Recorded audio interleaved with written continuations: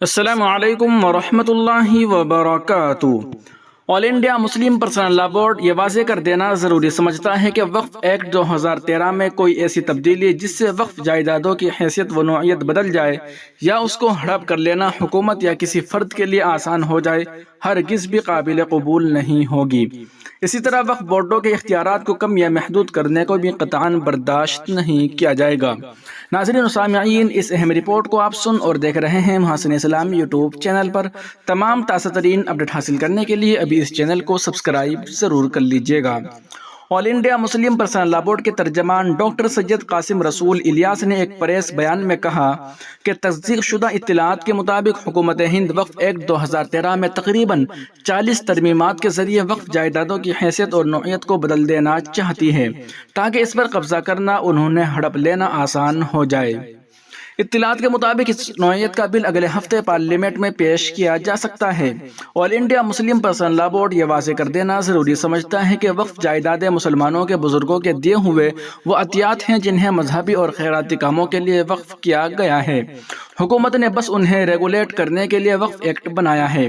انہوں نے آگے کہا کہ وقف ایکٹ اور اوقافی جائیدادوں کو دستور ہند اور شریعت ایپلیکیشن ایکٹ 1937 میں بھی تحفظ فراہم کرتا ہے، اس لیے حکومت ہند اس قانون میں کوئی ایسی ترمیم نہیں کر سکتی جس سے ان جائیدادوں کی نوعیت اور حیثیت ہی بدل جائے۔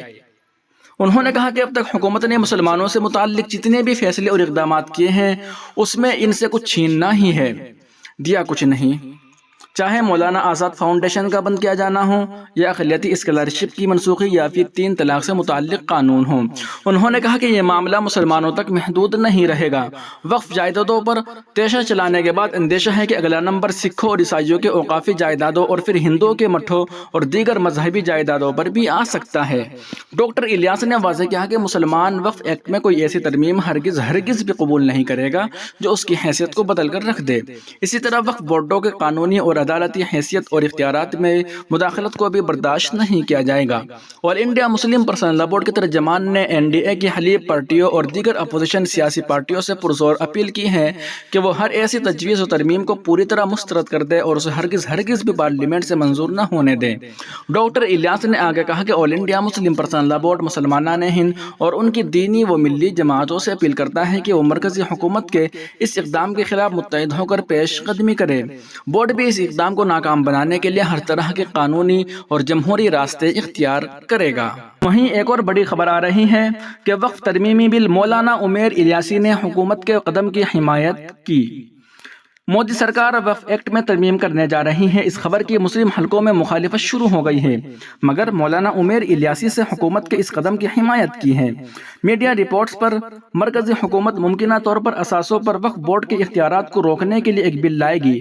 عمیر احمد الیاسی چیف آل انڈیا امام آرگنائزیشن کا کہنا ہے کہ ترمیم اس عمل کا ایک حصہ ہے جو وقتاً فوقتاً ہوتا رہتا ہے۔ وقف ایکٹ میں پہلے بھی ترمیم کی جا چکی ہے، اس بات کا خیال رکھا جائے کہ وقف کے وقار کو مجروح نہ کیا جائے۔ ترمیم وقت کی ضرورت ہے، ترمیم کرے اور اس پر سیاست نہیں ہونی چاہیے، اس پر بحث ہونی چاہیے۔ پچھلی حکومتوں کے دوران جب ترامیم ہوئی تو اسدالدین اویسی یا دیگر اپوزیشن لیڈروں نے کیا کہا؟ اپوزیشن کو احتجاج نہیں کرنا چاہیے، ہر چیز پر سیاست کے بجائے بحث ہونی چاہیے۔ دوسری طرف آل انڈیا امام ایسوسی ایشن کے صدر مولانا ساجد رشیدی نے وقف بورڈ ترمیمی بل پر کہا کہ مرکزی حکومت وقف بورڈ کے اختیارات اور اس کے کام کاج میں ترمیم سے متعلق پارلیمنٹ میں بل لانے کی تیاری کر رہی ہے۔ وقف کو سمجھنا ضروری ہے، یہ ہماری بھلائی کے لیے ہے اور حکومت نے آئینی طور پر ہمیں وقف کا حق دیا ہے۔ فی الوقت مسلمان خاموش ہیں۔ ہماری بہت سی جائیدادیں اس وقت ریاستی حکومت کی ملکیت ہے اور مرکزی حکومت کو یہ ڈر ہے کہ اگر مسلمان اپنے حقوق کا مطالبہ کرنے لگے تو مسلمان جاگ جائیں گے۔ ذرائع کے مطابق جمعے کی شام 2 اگست 2024 کابینہ نے وقف ایکٹ میں تقریباً 40 ترامیم کو منظوری دی ہے۔ مجوزہ ترامیم کے مطابق وقف بورڈ کی متنازع جائیدادوں کے لیے لازمی تصدیق کی تجویز دی گئی ہے۔ اس کے علاوہ اگر وقف بورڈ اور کسی شخص کے درمیان کسی جائیداد کو لے کر کوئی تنازع چل رہا ہے تو اس کی بھی تصدیق کی جائے گی۔ وہیں جناب اسدالدین اویسی صاحب کا کہنا ہے وقف عملہ کو مسلمانوں سے چھین لینا RSS کا مقصد ہے۔ کیا چندر بابو اور نتیش کمار مسلمانوں کی وقف جائیدادوں کو چھیننے میں مودی حکومت کا ساتھ دیں گے؟ اسدالدین اویسی۔ وقف ایکٹ میں تبدیلی سے متعلق اطلاعات پر کل ہند مجلس اتحاد المسلمین کے سربراہ بیرسٹر اسد الدین اویسی نے شدید رد عمل کا اظہار کیا۔ انہوں نے مرکزی حکومت پر تنقید کرتے ہوئے کہا، مودی حکومت وقف بورڈ کی خود مختاری کو چھیننے کی کوشش کر رہی ہے۔ انہوں نے کہا، بی جے پی اور RSS شروع ہی سے وقف عملہ کے خلاف رہے ہیں۔